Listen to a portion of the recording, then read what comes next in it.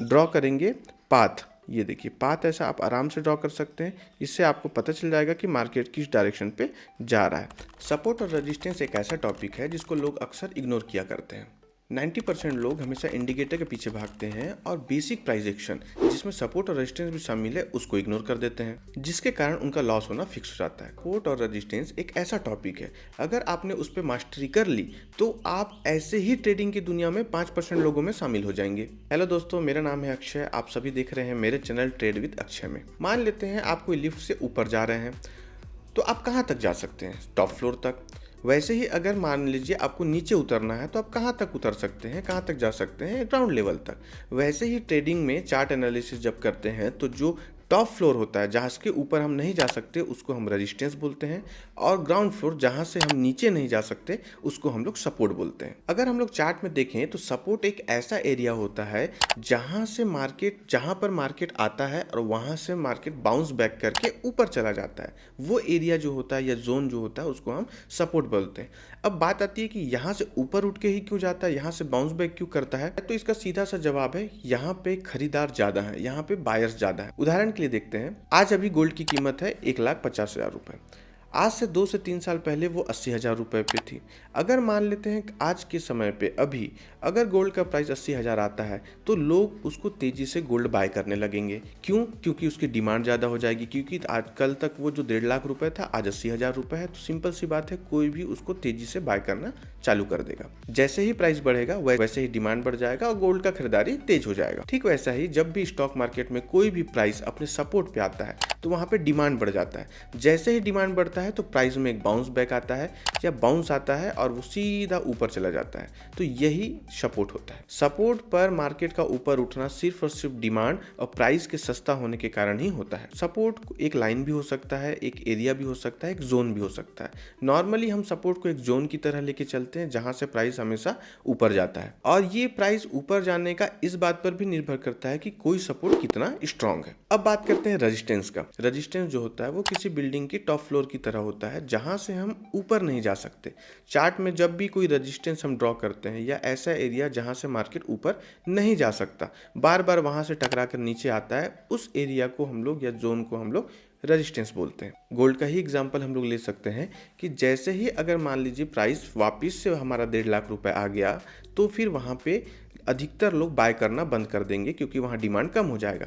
लेकिन जिन्होंने 80,000 रुपये में गोल्ड खरीदा था वो 1.5 लाख पर उसमें प्रॉफिट बुक करना चाहेंगे कि उसमें हम कुछ कमा लें, और वहाँ पे उन लोग सेल करना चालू कर देंगे। तो रेजिस्टेंस एरिया पे जैसे ही मार्केट आता है वहाँ पे लोग सेल करना चालू कर देते हैं। तो जैसे ही सेल करते हैं तो वहाँ से प्राइस नीचे गिरने लगता है। तो रेजिस्टेंस जो एरिया होता है, जो बिल्डिंग का टॉप फ्लोर है, वैसे ही चार्ट में जो रेजिस्टेंस एरिया है वहाँ से हमेशा प्राइस आएगा और टकरा नीचे चला जाएगा। क्यों? क्योंकि वहां पे डिमांड कम होता है, सप्लाई ज्यादा होता है। सपोर्ट रेजिस्टेंस सीखने से पहले आपको मार्केट का डायरेक्शन सीखना बहुत जरूरी है। अगर मार्केट ऊपर जा रहा है तो आपको सपोर्ट खोजना बहुत जरूरी है, क्योंकि मार्केट अगर एक लेवल पे नीचे आके सपोर्ट से ही बाउंस बैक करके ऊपर जाएगा। वैसे ही अगर मार्केट डाउन ट्रेंड में है, नीचे जा रहा है, तो आपको रेजिस्टेंस खोजना बहुत ज़रूरी है कि आप कहाँ से मार्केट टकराए और नीचे चल दे। तो आपको ऐसा जगह जो सपोर्ट और रेजिस्टेंस है, ये जगह आपके लिए एंट्री पॉइंट हो सकता है। लेकिन अगर आप मार्केट अप ट्रेंड है और आप रेजिस्टेंस खोजते बैठ गए कि कहाँ से मार्केट गिरेगा तो आप हमेशा लॉस करते जाएंगे।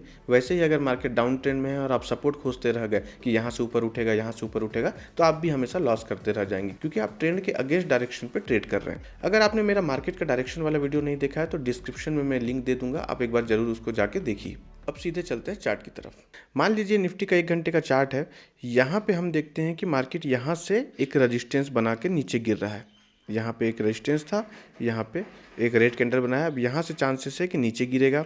यहाँ पे इसका एक सपोर्ट है, ये हम मान सकते हैं। आगे चलते हैं क्या होता है, देखते हैं। नीचे गया, अब ये सपोर्ट पर मार्केट आ रहा है। अब यहाँ पे सपोर्ट पे आने के बाद फिर देखते हैं कहाँ जाता है। ये मार्केट देखिए यहाँ पे फिर सपोर्ट पे है, तो यहाँ से सपोर्ट से फिर ये उठकर रेजिस्टेंस की ओर जाएगा अपना पक्का।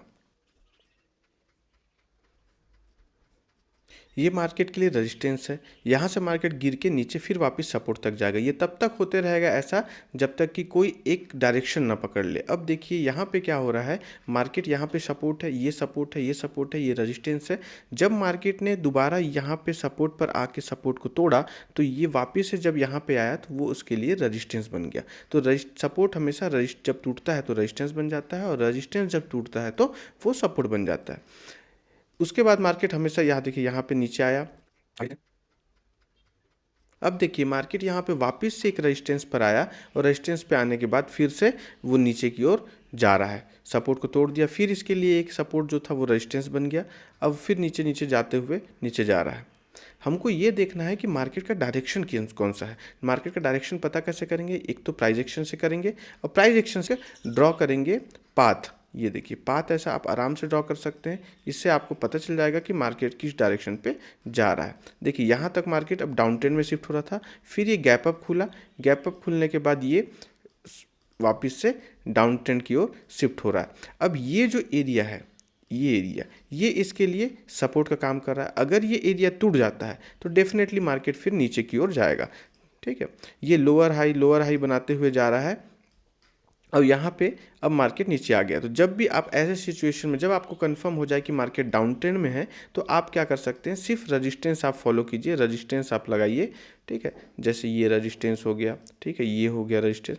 ऐसा रेजिस्टेंस पे आप हमेशा आप हमेशा सेल करने के बारे में सोच सकते हैं। तो जैसे हम यहाँ सेल करेंगे मार्केट नीचे जाएगा, फिर यहाँ पे अपन रेजिस्टेंस लगाएंगे, ये आपका लास्ट जो सपोर्ट था वो रेजिस्टेंस बन जाएगा, ये सपोर्ट, ठीक है, रेजिस्टेंस बन जाएगा। फिर यहाँ पे अपन करेंगे, देखिए यहाँ से फिर सेल कर सकते हैं, फिर मार्केट यहाँ से नीचे जाएगा। तो जब तक मार्केट डाउन ट्रेंड में, फिर हम यहाँ से एक रेजिस्टेंस ड्रॉ करेंगे। ठीक है, फिर मार्केट यहाँ से नीचे जा सकता है। जब भी टकराएगा यहाँ से हम फिर यहाँ पे सेल कर सकते हैं। यहाँ पे देखिए यहाँ से ना होके ये इसको तोड़ के इस रेजिस्टेंस से मार्केट नीचे गिरा है।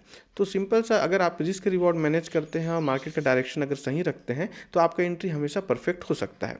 ठीक है, ये तब तक काम करेगा जब तक कि मार्केट रिवर्स ना कर दे। रिवर्स करना मतलब कि अपने पिछले जो भी ये रेजिस्टेंस है, पिछला रेजिस्टेंस जो है ये है, या फिर ये है, ये सब इसके रेजिस्टेंस और सपोर्ट है, को ना तोड़ दे, तब तक ये मार्केट ट्रेंड में रहेगा। ठीक है, जैसे देखिए ये चल रहा है, यहाँ से सेल करेंगे फिर वापस जाएगा ये तब तक। अब देखिए ये वापस से रिवर्स होके इसको तोड़ दिया इसके लिए, और ये इसको भी तोड़ के वापस चला गया। इसका मतलब ये पॉइंट अब इसके लिए सपोर्ट बन चुका है।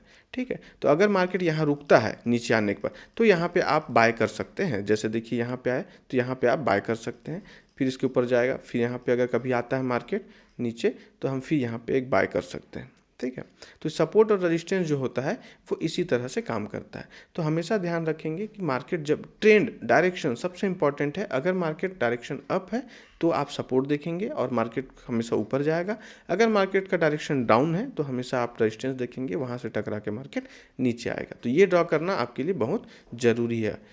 इसी तरह अगर आप कम से कम 100 चार्ट्स पे अगर आप सपोर्ट रेजिस्टेंस ड्रॉ करेंगे, और थोड़ा सा जैसे जैसे आप एक्सपीरियंस गेन करेंगे वैसे वैसे आपको देखते ही चार्ट समझ में आ जाएगा कि सपोर्ट कहाँ है, रेजिस्टेंस कहाँ है। इसके लिए आपको बस प्रैक्टिस करना है हर दिन। आने वाले वीडियो में इसी तरह कंटेंट लाते रहूँगा। अगर आपको मेरा वीडियो पसंद आया हो तो मेरे चैनल को सब्सक्राइब जरूर कर दें और वीडियो को लाइक ज़रूर कर दें। मिलते हैं नेक्स्ट वीडियो में। आप सभी का धन्यवाद।